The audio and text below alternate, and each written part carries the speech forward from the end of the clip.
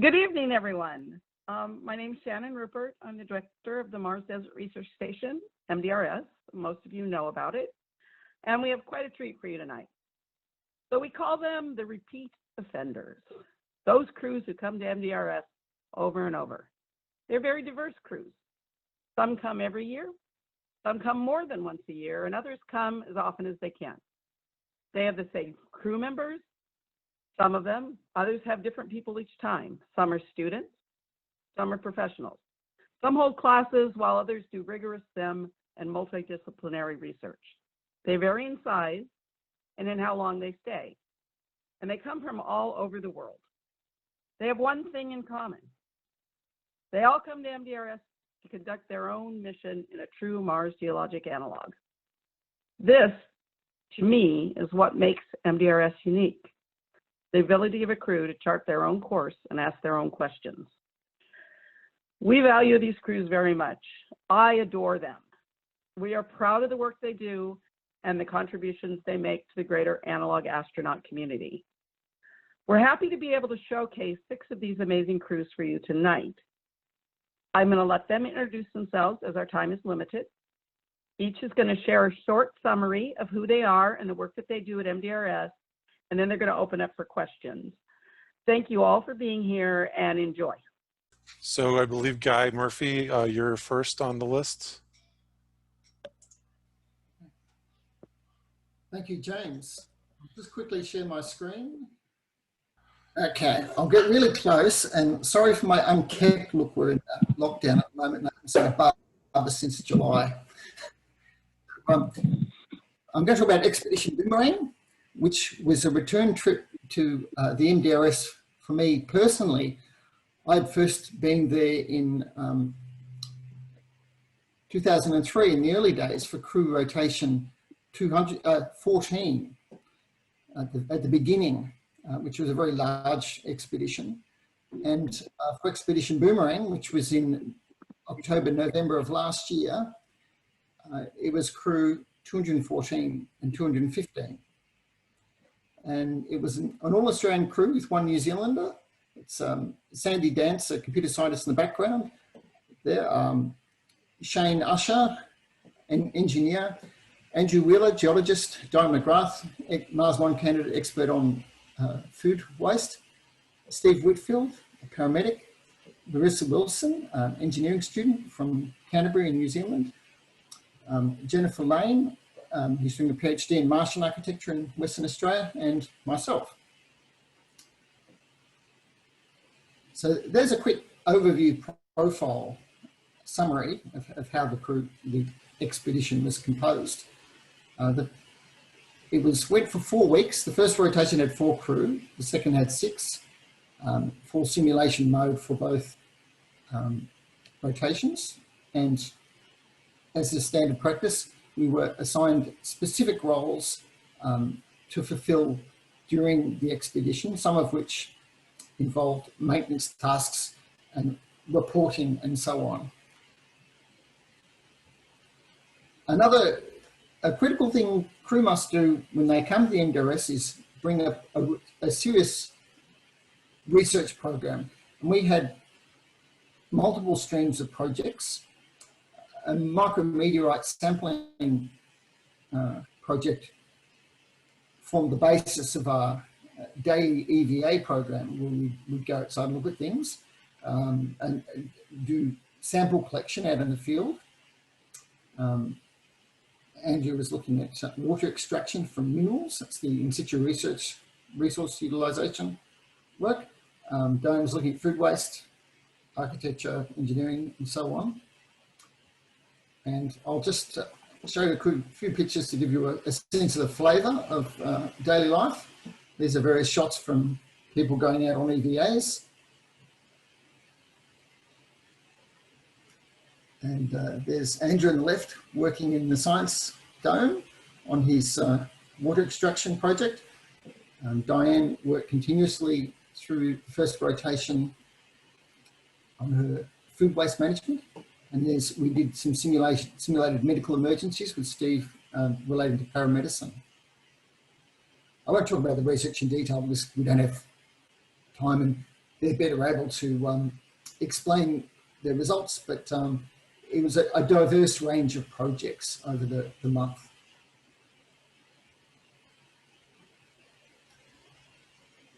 I was Green Hab officer for the first and second rotations of our expedition. The Green Hab's quite well appointed with various growing tubs and pots, but also a heater and light facilities. It's very good infrastructure for running small projects going over the full field season. Individual crews do bring plant-related projects, but one thing it does do is provide the means to grow edible food that the crew can consume later on in the mission.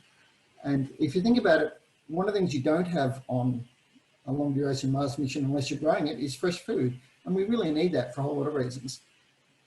So I think that the early crew members have a really important task, which is to plant the seeds for crops that will take 2 to 4 months to mature, so that towards the end of the field season for the MDRS, people are eating things, harvesting and eating things in the greenhouse. It's one of the really good parts of the campus, the way the greenhouse is set up. One thing that was quite interesting to me and was unexpected, we unfortunately had 2 crew members become ill at the last minute, so we weren't able to fill the 6-person crew that we'd planned for the first rotation. But one of the things that the MDRS is a great place for testing is how different crew sizes and compositions perform and interact. And this was new territory for me, suddenly needing to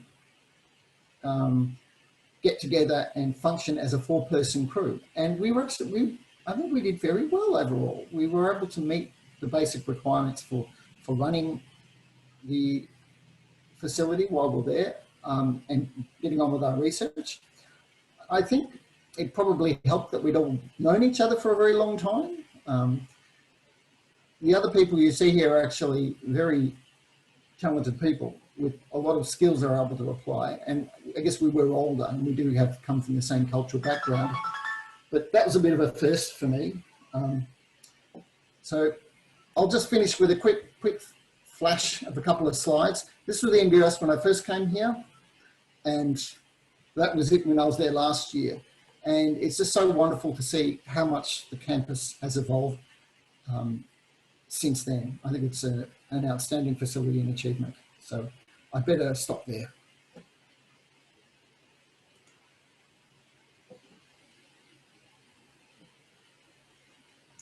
Okay, thank you, Guy. So Guy Murphy from Mars Society Australia, and the next 2 speakers are from Purdue University, Caesar and Casey.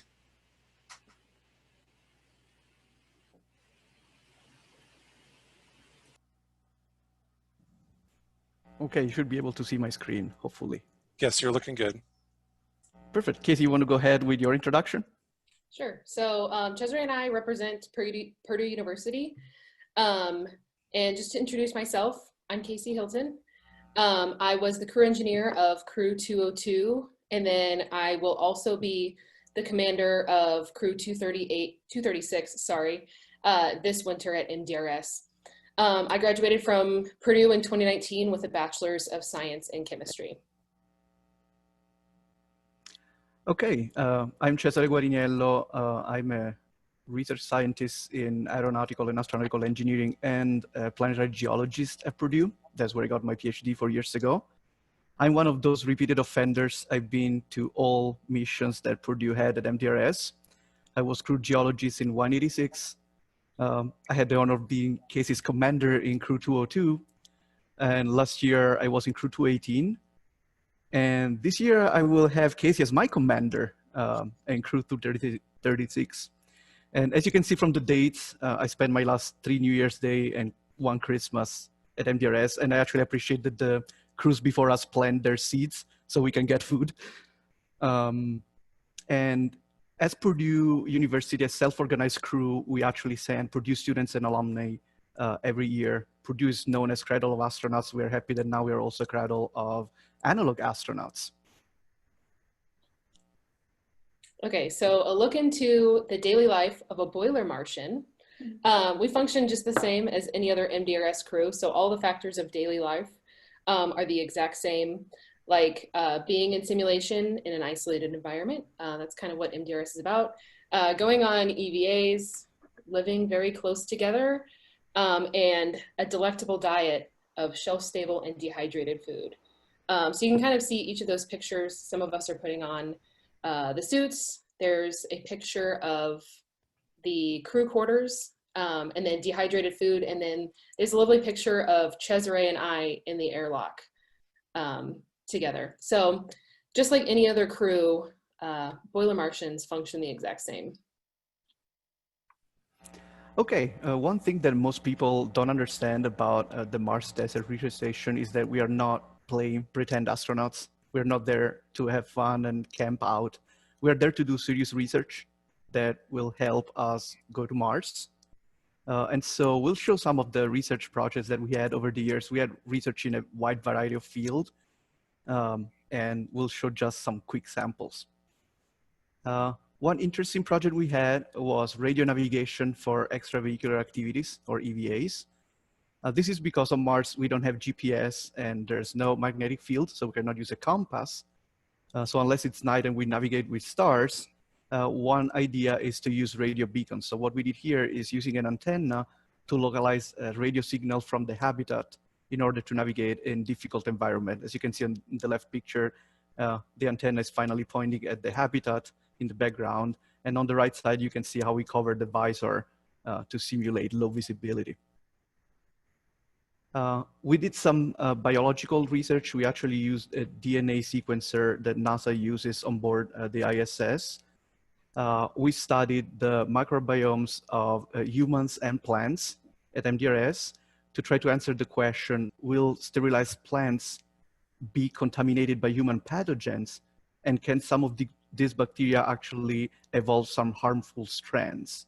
Because we don't know yet how plants will react to the presence of human beings on Mars, on isolated environments.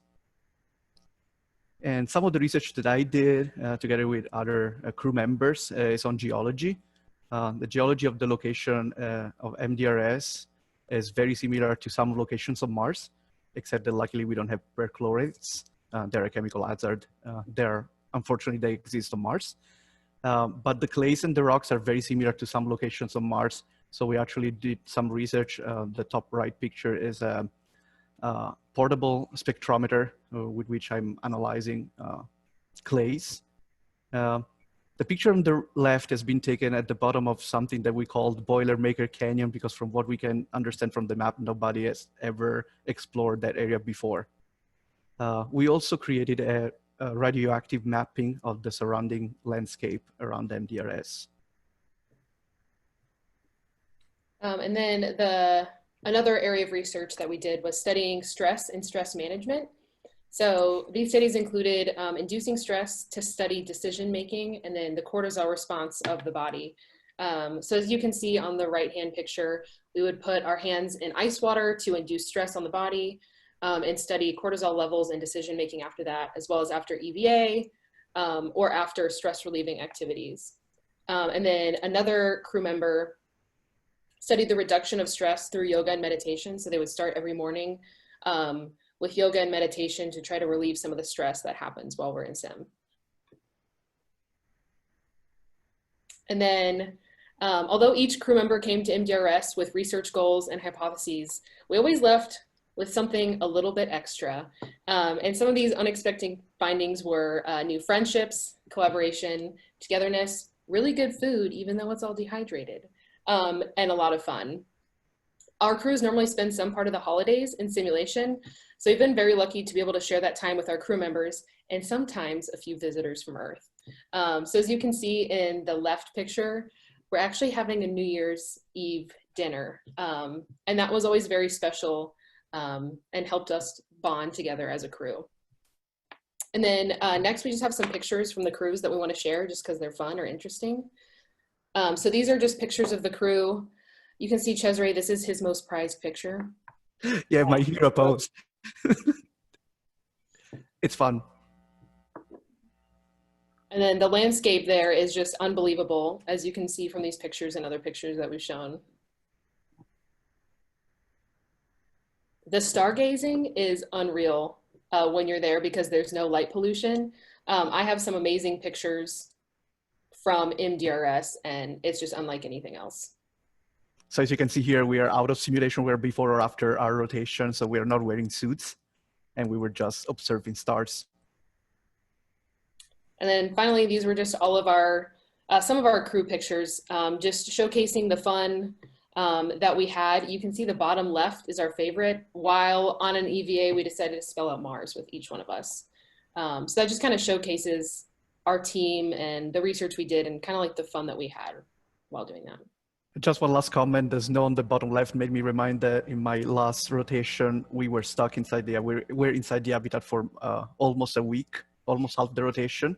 That prepared me really well for lockdown, understanding what to do when you cannot do EVAs and you have to face adverse conditions and do a lot in the habitat. Thank you. Thank you. Thank you, Purdue. Our next panelist is David Mateos for Columbia. David's one of our assistant directors at the MDRS. Go ahead, David. Let me share my screen. Your mic is kind of low there. Can you hear me now better? Yeah, that's better. Okay.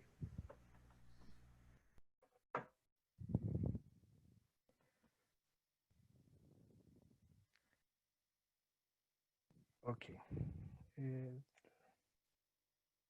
me.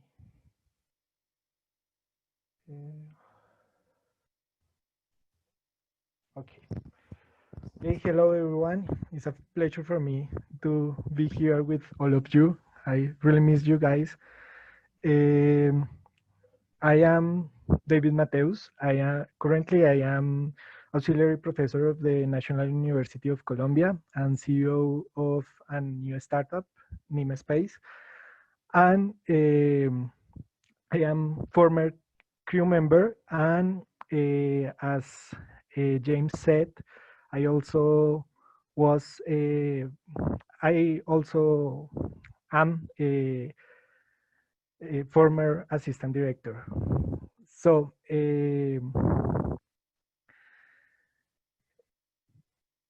to start to talk about the Team Colombia, I think that I have to start talking about where everything started.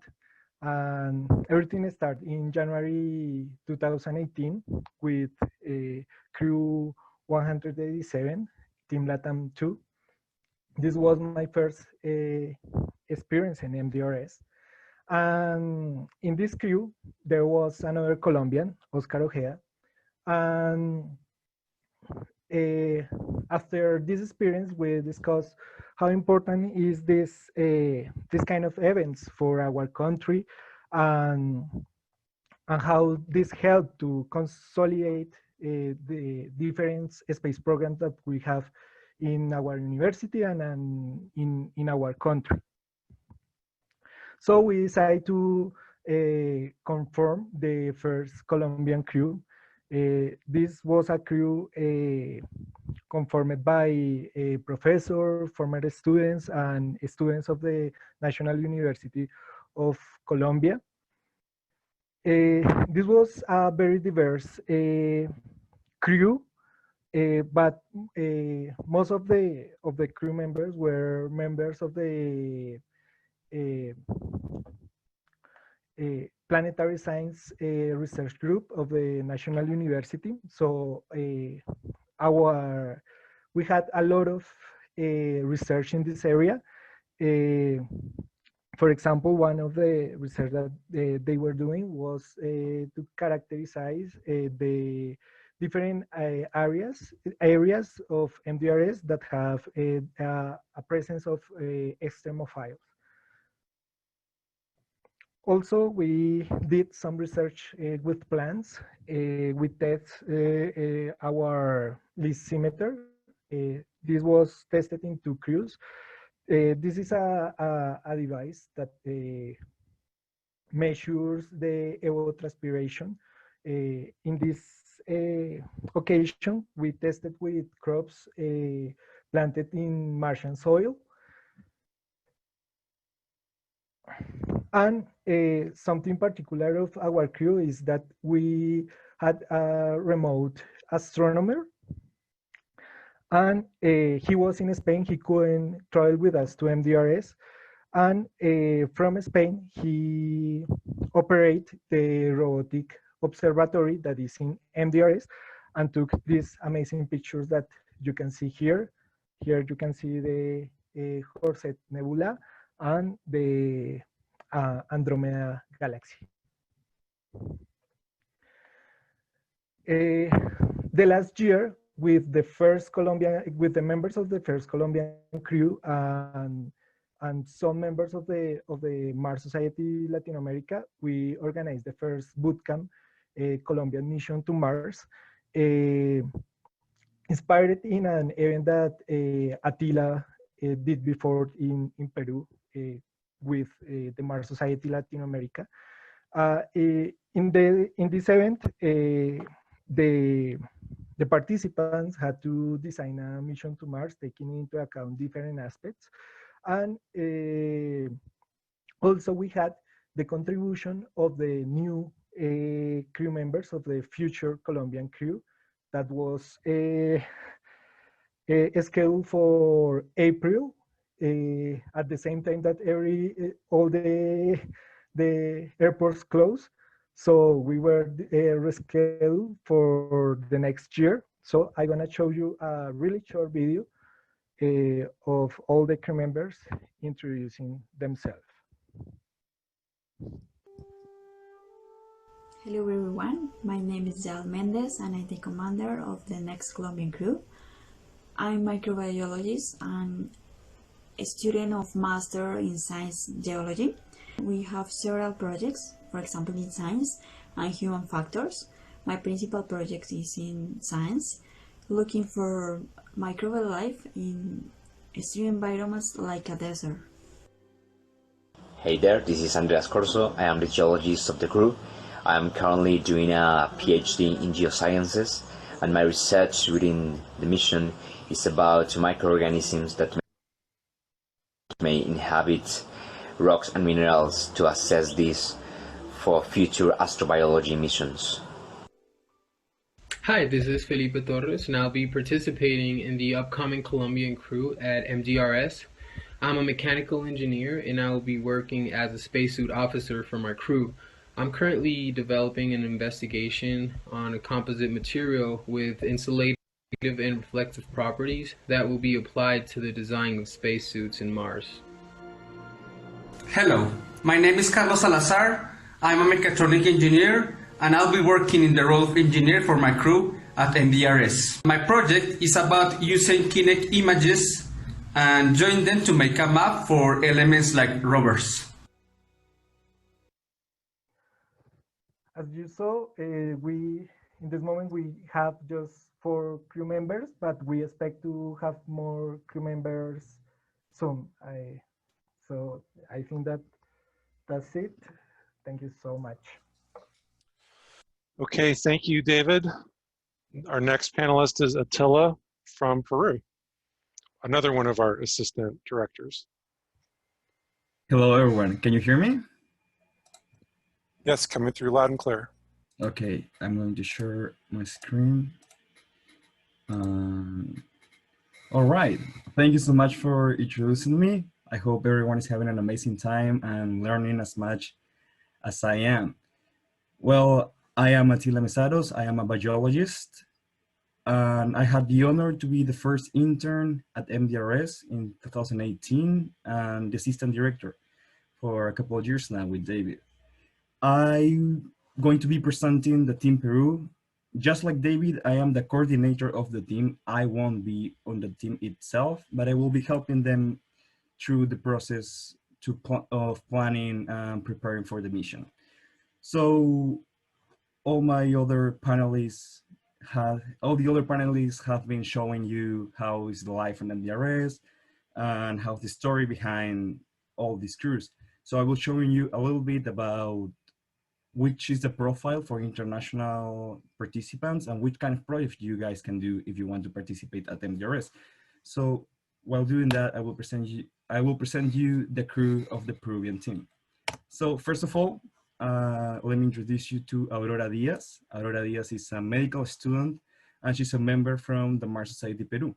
She will be working a small project about analysis of a species of cactaceae that's from Peru and growing in salinity conditions that are similar to Mars, in this case, MDRS. This is the second phase of a project that started here in Peru in the desert of La Jolla, that is also a really good Mars analog. By the way, she's our crew our health and safety officer. Then we have Misael Robles. Misael is our field geologist. We need more geologists at MDRS, so if you're a geologist, you know. He will working on generating a Martian salt analog. This is something very new for me, and it has been really interesting knowing more about this project. And he aims to help on the efforts to search water on Mars. Then we have Andres Reina, our crew engineer. He is an aeronautical engineer, and he is also a member of the Mars Society Peru.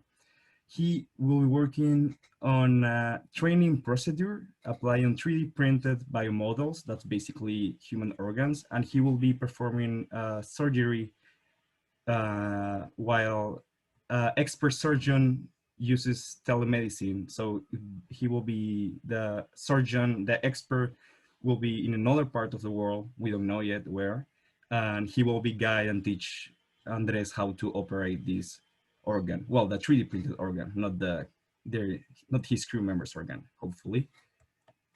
Then we have Priscilla Ontiveros from Bolivia. She will work in a project with drones and rovers at the same time and how they can execute operations while cooperating at the same time. Well, I said same time twice. Then we have Paul Palacios. He will be wearing a classic monitoring system during EVAs. And finally, but not least, Jose Pedro Ferreira from Portugal. And he has been working with energy harvesting almost all his life, and this will be the case too. He will be using, he uses a term for during his thesis like flip-flops, and he will be harvesting energy via vibrations on MDRS. I think that's it. I think this one was really fast. I think that's all. Gracias. Okay, thank you, Attila. Our next panelist is Kilian de Koninck. Kilian, I believe you're from Belgium. Is that correct? UCL in Belgium? Exactly. And do you have a crew member there with you? Yeah, exactly. Ophélie is with me, and Brieux is also online. Awesome. Okay. Go ahead. Yeah. I don't know if you are able to see the screen. Not yet. Okay, now it's starting up. Yep, I can see it. Okay. So hi everybody. I'm Kilian. I'm from the UCL to Mars mission team, and as I told you, I have Brieux and Ophélie with me, that are two crewmates. As actually, what you can easily wondering what is UCL to Mars. UCL is the name of our university. Actually, we are from Belgium. This year, our crew is composed of 8 students from the university. But actually, it's been now 10 years that the UCL has a team at the MDRS. It started with just a group of friends that wanted to have a simulation at the MDRS. And since then, every year, a new team is taking over the project. And yeah, we are here today. We are the 2020, actually, UCL to Mars team, but due to the COVID crisis, we were not able to do the simulation last year. But fortunately, we are able to do it for 2021. What is the aim of the UCL to Mars project for our universities? Basically, two big objectives. The first one is, of course, participate to the simulation at the MDRS. But the other one, and that's really one of our big focus during the rest of the year, is really the sharing. Yes, it's sharing. So sharing what? Of course, sharing scientific question, and it comes from the experiments that we will perform during our simulation at the MDRS, but it's also sharing just the space exploration knowledge to the broad audience, so through conference and congress, and I will come to that later. So about the science first, here I just show you the topic of all the experiment that has been performed by our crew the last 3 years. The last part is, of course, our experiment that we will perform in next March. There are a lot, and there are many topics that are about those experiments. And just to go quite quickly, if I want to describe the experiment that will be performed this year, I can put them in 3 categories. The first one is about soil studies. So we have some geological experts in our team that will work on some question about that. We have some engineer in the crew, and they will work basically on telecommunication. So that's the nice picture of the drone, of course. And finally, in the crew, we have many microbiologists, and so I think that's quite new for us. It started 2 years ago that microbiologists were joining the UCL to Mars team, and more actually we integrated in our experiments biological experiments. This year we will not have human-oriented question in our scientific experiments, but for example, last year, one of the guy of the crew was actually a jurist student, and they were wondering if we were thinking about a Mars society, but what I mean now is people living on Mars and building a society. It means that this society will need rules, and they were thinking about creating their own Martian constitution and what would be the basic law and basic rules that such a society would need over there. So it means also that our crew and our project is also really with this deep impact in for the human society. But as I told you, there is not only the scientific experiments at the MDRS, it's also a simulation, so it's also a live experiments. As the many teams before already said, it's just, in our case, students that will be alone in a desert, that will live in close proximity with food and minimal comfort. And actually for Belgium, the food is quite important. So for us, it's quite complicated to imagine to just eat this dehydrating food. But anyway, what is nice with that life experiments actually that it will push everybody in our team to develop the team spirit. And we think that it's really one of the goals also of our project is to develop this team spirits, because I think it's and we think that it's a skill that is really highly important in general. So that's a good way to develop it, I think.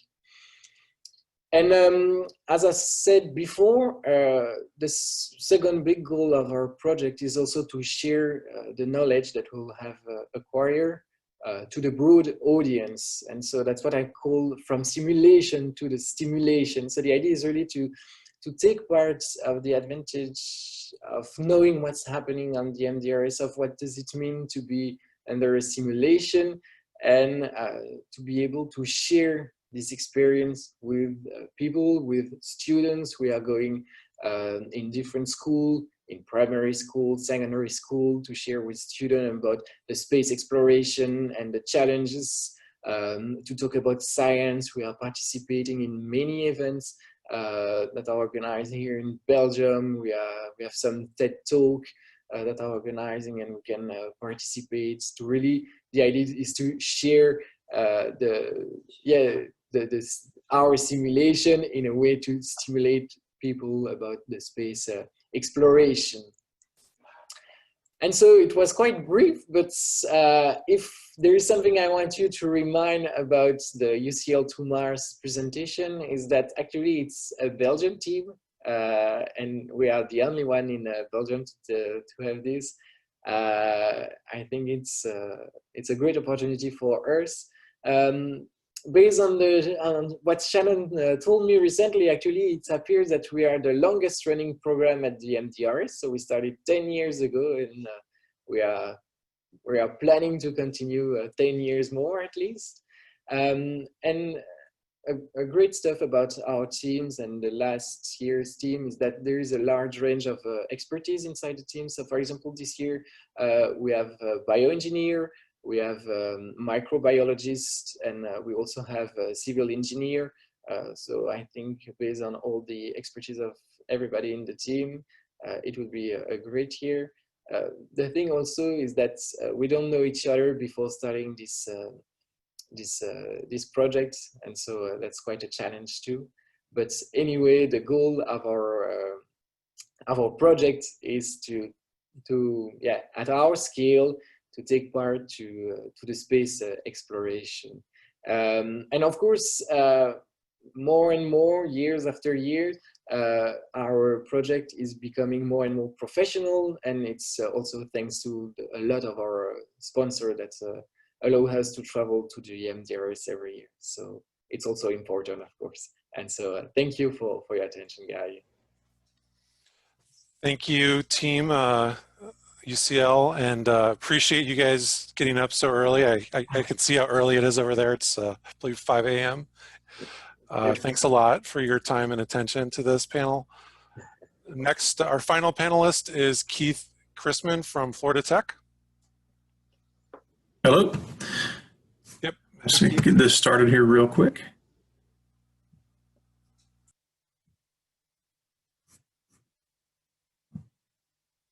Okay, I'm Dr. Keith Christman. I was the HSO for Crew 219 and the executive officer for upcoming Crew 239. My colleague Cynthia Montanez is unavailable tonight. She had a commitment she had to attend to, so I'll be taking over for that. But something to notice here is that she also was on Crew 219 as the Green Hab officer, and she'll be our commanding officer for this next crew. So a little bit about ourselves. The Aries is the Astrobiological Research and Education Society. The founding chapter, or the charter chapter, is at Florida Institute of Technology. It is the organization is focused on the interdisciplinary research for astrobiological data and information. We're focused on outreach, and we're focused on the advancement of our members with unique opportunities with NASA and the Mars Society, such as through MDRS. One thing we kind of focused on at one point was breaking into groups, how to best serve the interdisciplinary missions that each student has. And one of those, I guess, sub-organizations is AFAC, which is the Aries Future Astronaut Corps.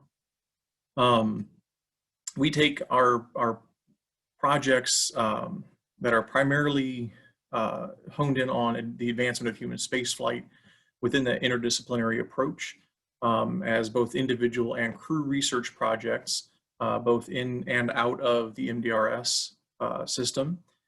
And we appreciate MDRS, and we are one of those crews that plans to continue our yearly trek to that wonderful site in the middle of nowhere to live like Martians and do research like Martians.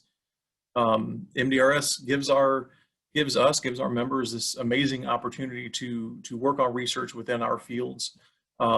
Gives us a unique opportunity to perform in situ, so to speak, because the location provides a higher fidelity experience, which of course allows for our data to be better, and overall improves not just the research and research methods while we're there, but we as crew members take those memories, take that information, that experience home with us. And when we graduate and go to other universities or go to jobs, we take that with us. And I think it provides a very unique insight to doing research off planet.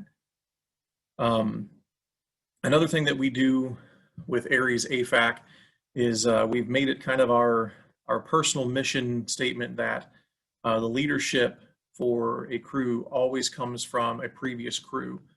So Crew 219, 3 of the individuals and 2 of our XO and CO came from a previous mission the year before. This upcoming mission for 239, our XO and our CO were from 219, and our next year's crew has already been selected, and they are also 2 of the members are from this upcoming crew. So we like to do that because it for us it helps for mission success. We have people who've been there, they've experienced it, they know what to expect. It allows for easier training of the crew before we even get there. And overall, we feel that it increases the safety of the mission as well.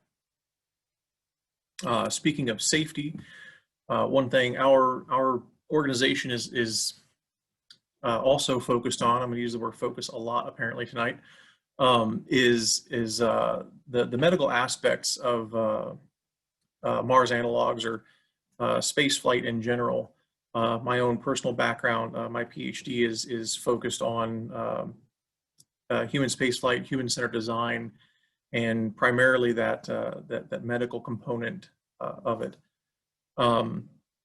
As such, the AFAC sub-organization has created its own sub-organization that we're calling MARS, which is the Medical Requirements and Procedures for Space Analogs. And the idea is that we are working on, and Crew 239 is one of those crews that we're going to be kind of laying the groundwork for this. Just the creation of architecture for space analogs to derive emergency and standard medical requirements and procedures for inhabitants. And this isn't just for the mission itself, but it is to kind of create groundwork, at least for our organization, on how to select a proper crew. We've not had any problems in the past, but going into the future, we don't want to play the game where maybe we got lucky last year or the year before.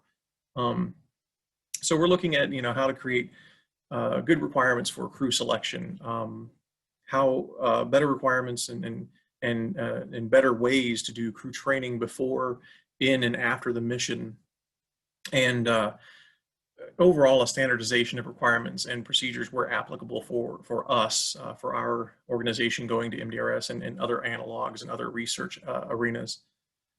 One of those requirements we've already kind of based and we already are using is that all of our Aries AFAC Mars crews will be required to have an HSO and a secondary medically trained personnel, at least to a BLS level, which is basic life support level, so that during an EVA we have half of our crew on EVA, we have half of our crew on the base. Both of those groups have somebody who is medically trained to at least a basic level. And that's just kind of an overall for us to have the knowledge that safety is there and overall. So one of the things we did actually in 219, we made some minor modifications to our crew. To start here in the upper left hand, it'd be pretty easy to spot the HSO in this picture because his uniform is a different color. And there were several reasons for that, but one of those was that it does make the HSO stand out in a amalgamation of people in a small area. The second image on the top, or the middle image on the top, is we actually sat down and before the mission really got underway, we did training with the emergency kit that was available to us. The HSO gave instructions on use and how to, why to, etc. For some of the equipment in the medical bag, just for those EVAs. And this image on the upper right as well. In the lower left, we went through and we had a very strict set of procedures for EVAs, and we had our crew created laminated checklists so that we could very easily go through those procedures to make sure everybody was on the same page and ready to go. And of course, in the lower right, we have our, you can kind of see the, I believe it's number 5 there holding the trauma bag. As all these other groups have said, and I'll continue to iterate as well, is MDRS is not about a vacation. It's not about relaxation or pretending to be an astronaut. We're going to work, and we're going to work hard. Aries is an interdisciplinary group, as I'd said before. So we have biologists and astronomers and geologists and medical personnel and you name it, and we were there getting our work done. The 2 images here in the center were from Raphael, who's in the upper right-hand picture in red. Those were his images while he was on site. Very proud of those. Beautiful pictures of the cosmos at MDRS. And of course, you know, we're working hard. You got to play occasionally too. One thing that our crews do is we have a Dontza, which is a day of no scheduled activity. And we use this as kind of a crew building exercise about halfway through the mission. Allows us to catch up on some things, possibly catch up on some rest, and just kind of have a relaxation day where we maybe compile some of our data, but we don't do any EVAs. We just kind of sit down as a crew and work through some things and make sure everybody's on track. One thing that we do want to do is, you know, we're always looking to the future. And for us, that's the continuation of Aries AFAC crews to the MDRS each mission cycle. We would like to see that continue, you know, for as long as we can. Second to that is we're looking to grow Aries AFAC to other universities. I myself now I'm at the University of North Dakota, and I'm looking at the possibility of starting a chapter there. And I honestly would like to get that chapter also looking at doing a MDRS yearly mission. So that is all I have. If you have any questions, please let me know. Thank you, Dr. Christman. Shannon, I've tried to unmute you. Are you? Can you hear us? I am. I'm here. Can you hear Awesome. me? Yes, I can. Do you have any final comments before we start taking questions? I just wanted to thank you guys. You were all awesome. I'm so proud of all of you. And I wanted to say congratulations to Dr. Christman, who just started his new job as assistant professor of space studies at the University of North Dakota, as he just mentioned. I'm really proud of these guys. I hope you guys have questions for them. And it was, I really enjoyed all the presentations. Thank you. Okay, our first question, this is for Attila and maybe David. Bernardo wants to ask, for those of us who are interested, how could we be part or collaborate being from Latin America? Yeah, that's a great question. Actually, first of all, let me make one correction on my presentation. Andres Reina, I put him the Peruvian flag, and he's actually Colombian, and I feel really bad about that. But as you saw the structure of the Peruvian team, Peru was the first country to send Latin American crews to MDRS, thanks to the work of Alex Diaz and Adolfo Vidia. And through the years, this has been evolving, and now we have a lot of national chapters in Latin America, even a Latin American chapter. However, the Latin American chapter has been recently created a year and a half, and we haven't been able to send a cruise. So this year was going to be the last international crew the Peruvian team is going to send, but you can just contact either your national chapter or you can contact the Latin American chapter in our social media, and we can either consider you for one of the crews or make a connection with your national chapter. So that will be my answer. David, you want to add something? Yeah, I just want to add that you can find us in Facebook as the Mars Society Latin America. You can send us a message, and we are doing activities all the time. So you can start to work with us in those events that we plan all the time. Okay, great. Thank you, guys. So let's see, audience, if there's any other questions, go ahead and ask those in the Q&A panel. We have one comment from Todd. He says that the HSO was in black in Dr. Christman's presentation, while the rest of the crew was in blue. And looking at the pictures, you might want to go with a brighter color, like red, yellow, or green. It would be easier to tell them from a distance, both in daylight and night.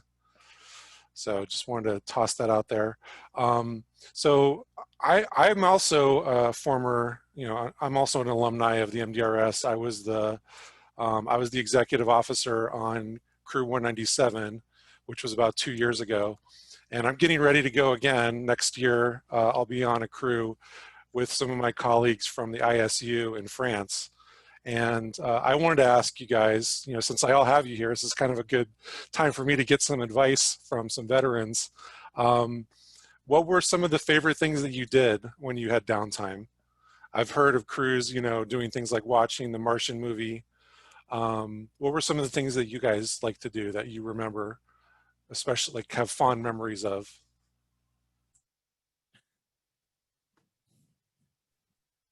I'll go ahead and answer some of that. My crew, so Crew 202, a lot of our crew members like to get really adventurous with our cooking. There were 2 or 3 of us that just thought it was fun to make any kind of recipes that they could with the shelf-stable food that was available. So one night we made cookies. Another night we actually made, we put some salt in the water and made ice cream with the dehydrated milk. And just kind of random things that we could come up with the freeze-dried food. So we actually occupied a lot of our time trying out recipes or just seeing what worked and seeing what didn't, and then kind of bonding over that as well.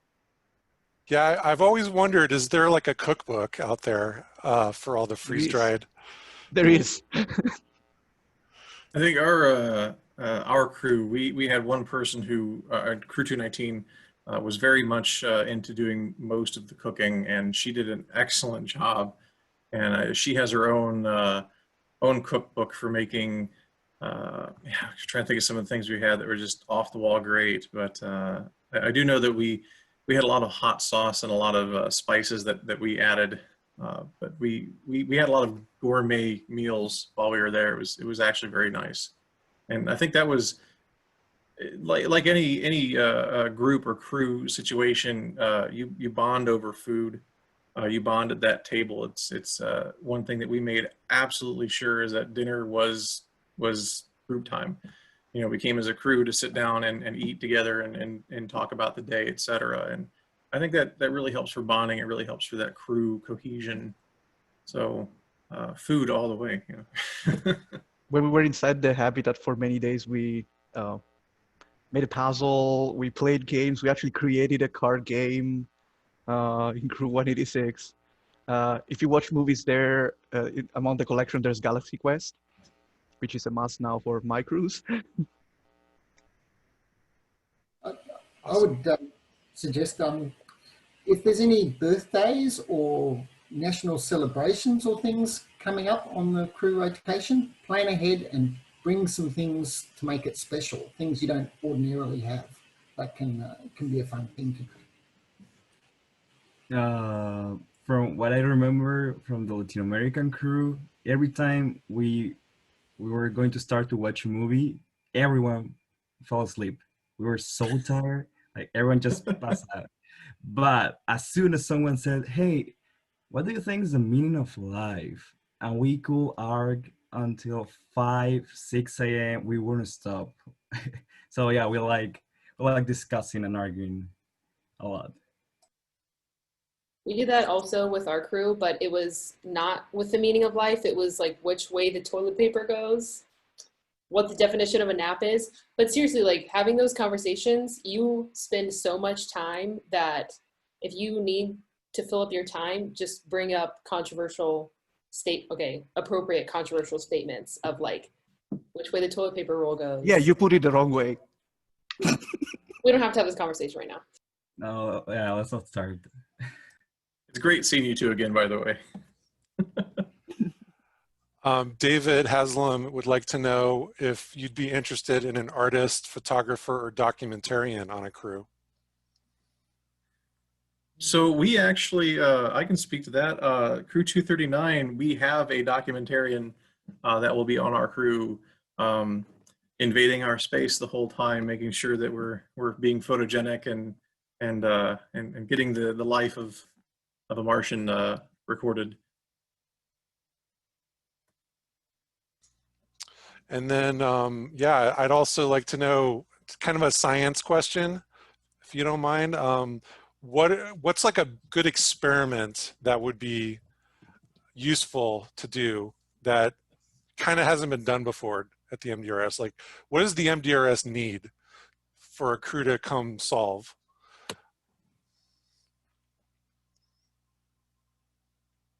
Like, I'll throw out one idea we have, our crew started working on, is collecting, like instrumenting the HAB and collecting more data.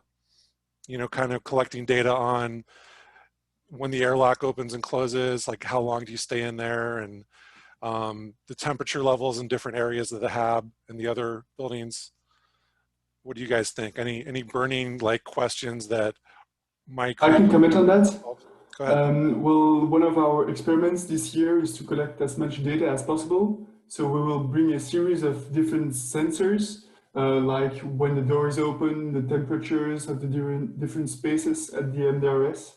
And our objective is to collect all those data and to send them back to be able to use them.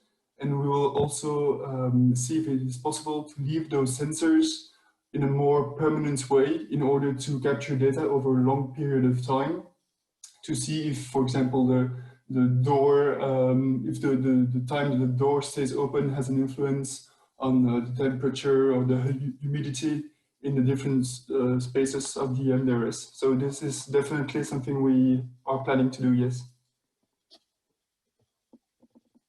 That's great. I'll have to get in touch with you on that. Any other ideas that folks have?